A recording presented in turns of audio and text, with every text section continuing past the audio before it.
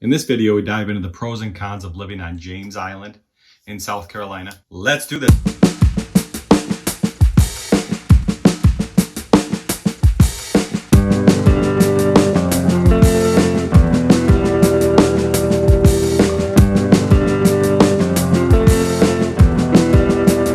What's up, y'all? This is Dave Broom, licensed realtor in the Charleston, South Carolina area. If this is your first time to the channel and you want to learn everything there is about Charleston and living, working, exploring, eating, chilling, and definitely playing in Charleston, South Carolina, then hit that subscribe button, hit the bell as well, and you'll be notified when new videos are coming to the channel, so you can hear everything there is to know about Charleston. And to be honest, my team and I are getting calls every single day from people who are looking to move down to the Charleston area.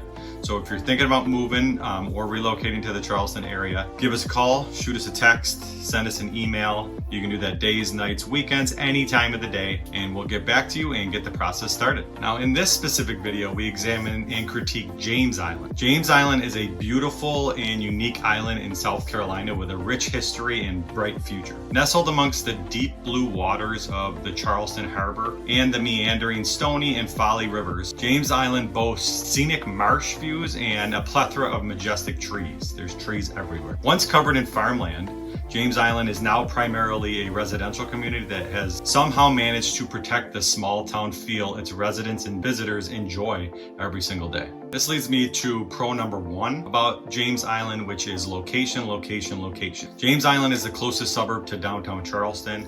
It is located just across the harbor from downtown. James Island is as a whole is the closest you'll find to all the shopping, all the sites, all the restaurants on the peninsula. Its location makes it ideal to commute to MUSC, the Citadel, anywhere near downtown. James Island is also less than 3 miles from the beach. Where James Island ends, the marshes surrounding Folly River begin, which is crazy. A short drive, bike ride, or run on Folly Beach brings James Islanders to the beach almost every day if they choose. That is completely priceless. There are some cons though. So con number one for James Island is there's not as many newer homes. For buyers wanting an older home, especially like a brick ranch in an established community, James Island is ideal for that because it has such a large selection to choose from.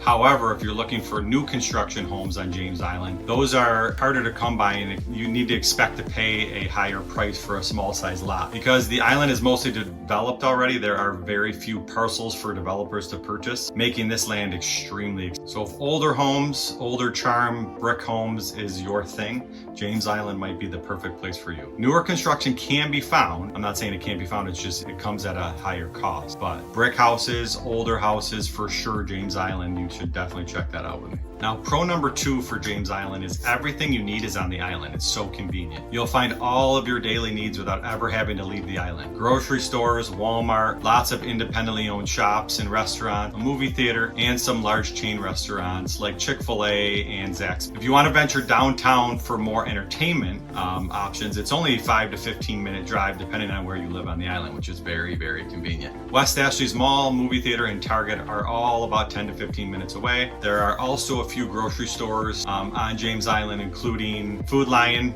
Harris Teeter, and Publix. There's multiple ones of each one. So if you're looking convenience and not having to leave an island a lot and being able to do whatever you need to do on that island, James Island is definitely somewhere you should check out. This leads me into con number two, which is the higher real estate prices on James Island. The median home price on James Island is about $560,000.